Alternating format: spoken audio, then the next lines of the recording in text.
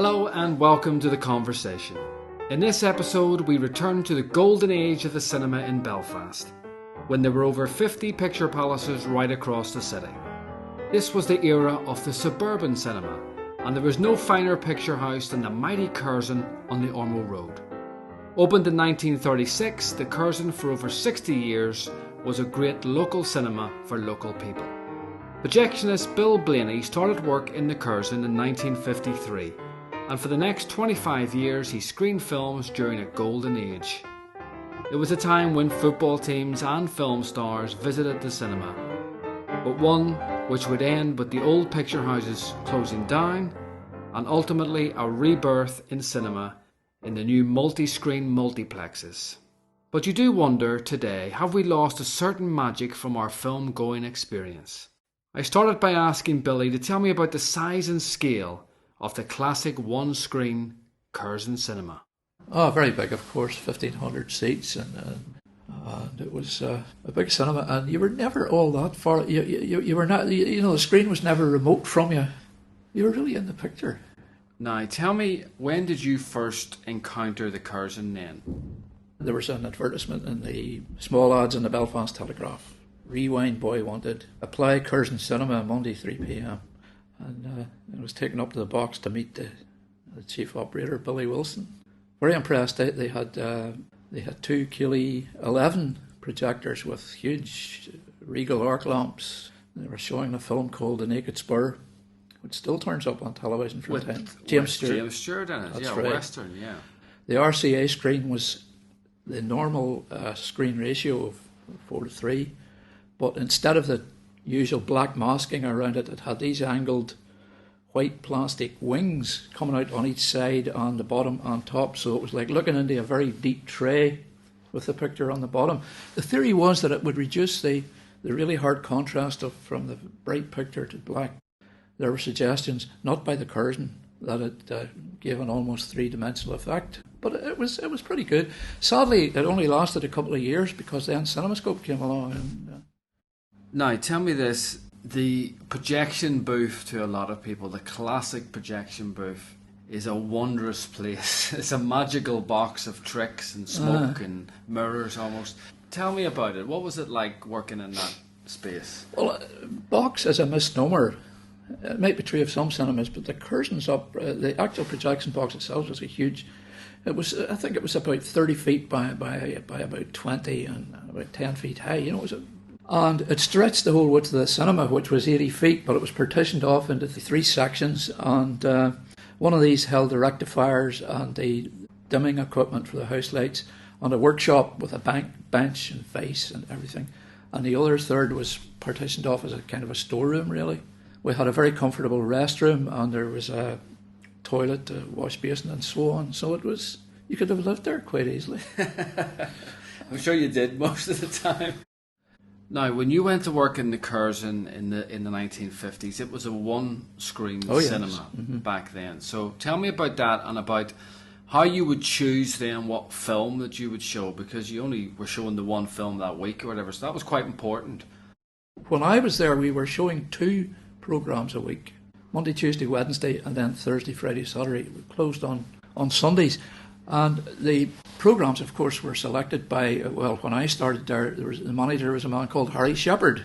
He had come over from England, I think, when the place opened, and he managed it for John Gaston Sr., and I think he did most of the booking of the films. And it was a strange arrangement because when a film came to Belfast, the downtown cinemas such as the Ritz, the Gaumont, the Regent, the Imperial, they had first choice of films, and they would show a film, seldom for more than a week, unless it really was a blockbuster. And when they had finished with those films, the suburban cinemas were not allowed to show them for maybe 3 months or 6 months later. They were barred from showing them. It was the way it was done.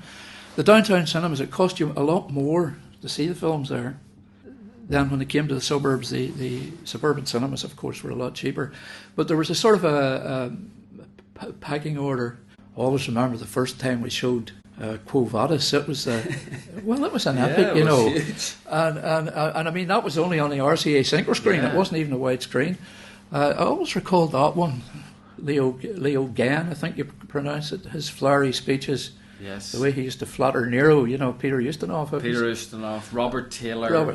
That's right. That stuck out in my mind. And now, in terms of the audience who came to the Curzon then, talk to me about that. Who were the patrons of the cinema?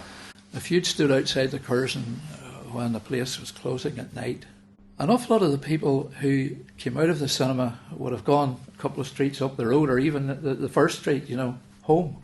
It was quite a localised audience. But at the same time, you did have people coming from afar as well. And I remember Thursday night and Friday night, one of those 2 nights was Markets night. And the other one was Donegal Pass night. Yeah. So I think that there was a sort of an unofficial rule amongst the patrons, not amongst the cinema. They were happy to have anybody, but they did seem to divide themselves a wee bit. And the one thing which we had, of course, was family audiences. You had courting couples. That was the place to come. And I also remember Saturday afternoons.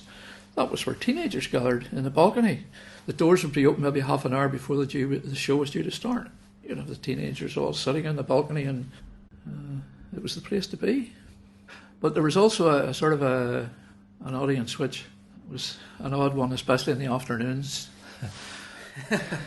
Because sometimes the projection box, we had a veranda which overlooked the car park, you see, and sometimes you'd see 2 cars come up and park side by side. A man would get out of one, a woman out of another.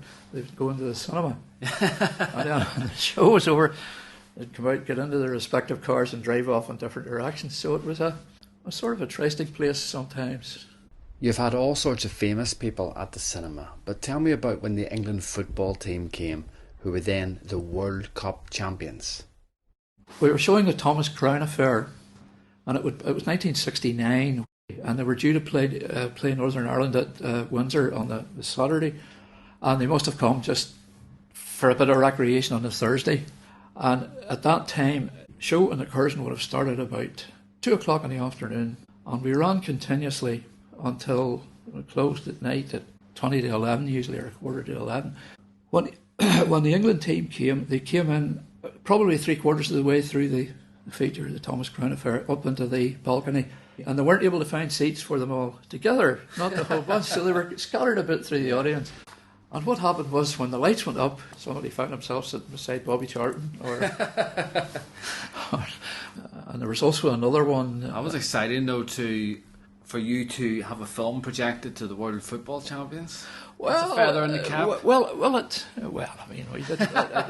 The thing is, of course, that it was that was 69. The thing is that before that, there were times when it wasn't so much the who, but I had audiences. The cinema held a total of, I think it was 1,480 something. Right. And in those days, they were allowed to stand along the back of the stalls and down one side and along the back of the balcony.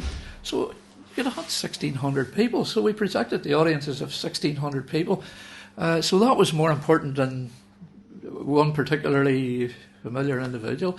But one man who did come, I think it was 1960. We were showing Darby O'Gill and the Little People. Classic. The manager at that time was Sidney Spears, Mr. Spears. And he told us that he always came down every evening in his black suit, white shirt, bow tie, and greeted the customers. That was another reason for the Curzon's success. But anyway, he said that this particular evening he noticed this old man and woman in the queue, and the man looked vaguely familiar, but he couldn't place him.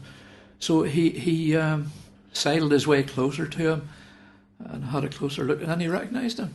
It was Albert Sharp, who played Darby O'Gill. Yeah. You see, so of course, realised who it was. He immediately escorted him and his wife up to the balcony and gave them a seat in the front circle.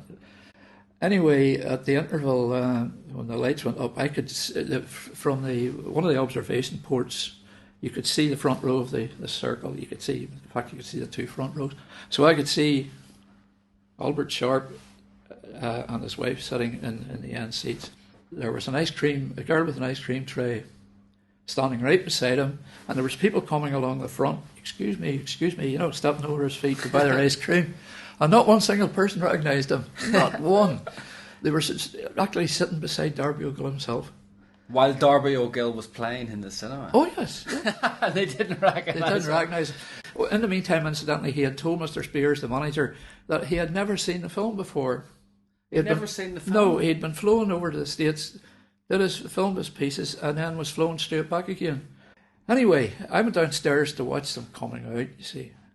And he and his wife came out with the rest of the mob. They went across to the far side of the Ormeau Road and waited at the bus stop.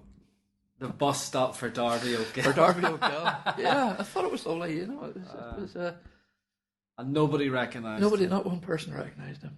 Now, when you were up in the booth, did you wait for the reaction of the audience? Did you wait for the laughter or the shouting How did people react when films were playing back then?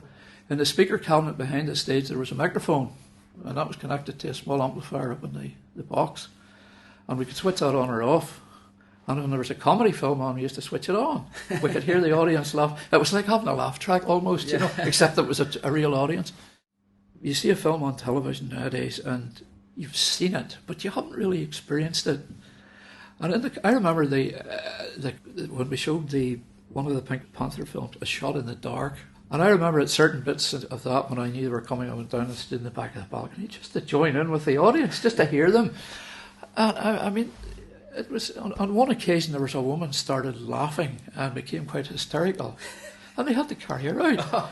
And they carried her down to that big lounge, and it was just like you see in the films. They couldn't stop her; they slapped her across the face. Oh, no. You know, it was so infectious. You experienced the whole. Well, laughter's a very infectious thing, and when you saw a comedy with a full house, I mean, if you see A Shot in the Dark now on television, it's funny, yes, but not as funny as it would have been with 1,000 other people. Absolutely. You know, so. Now, I want to talk to you about the famous Curzon Children's Club and those Saturday cinema clubs, because I know it started off as the Roy Rogers Writers Club, but tell me how important that was then in the Curzon. The programme always started off with a prayer, would you believe? A prayer? A prayer. Roy Rogers wrote on the screen, of course. Yeah. We had a short film, it was a couple of minutes long, and Roy Rogers welcomed everybody to the Roy Rogers Writers Club and said, I can't think of a nicer way to start things off than the Cowboy's Prayer. Which, believe it or not, the kids would bow their heads. I know you can't believe that now, but they did. Cinema is often compared to being like a church in many ways, you know, and the two are very similar to how people walk into the space, but I've never heard of people praying in a cinema. Well, Roy Rogers prayed. I mean, the children just sat reverently quiet and bowed their heads. And then when it was over, he said, and now I will hand over to the foreman of the club, that is the manager of this theatre. And of course it was the tradition to cheer and boo and hiss. Well, they didn't hiss, but they would boo the boo the villain. When the cavalry were coming to the rescue, they would even applaud, you know. You started work in Belfast when it was a golden age, really. There was 40, 50 cinemas right across the city. Every main road had a cinema. There was the downtown cinemas. So talk to me about that decline, and when did you kind of start to notice that cinema was on the wane?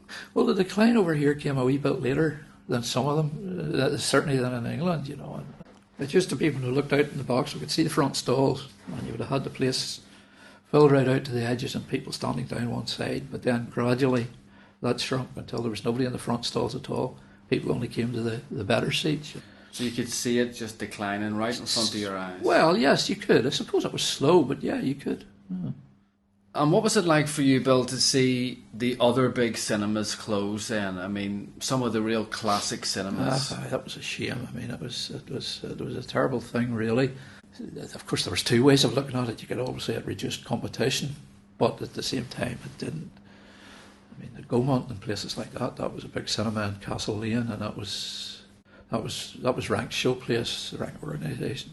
But some of the other cinemas were, for want of a better word, were flea pits. You know, the Alhambra in North Street, the Gaiety in the other part of North Street, the Coliseum at the bottom of the Ormeau Road. By that time, I mean, they really were in a poor condition, you know, and they really were flea pits.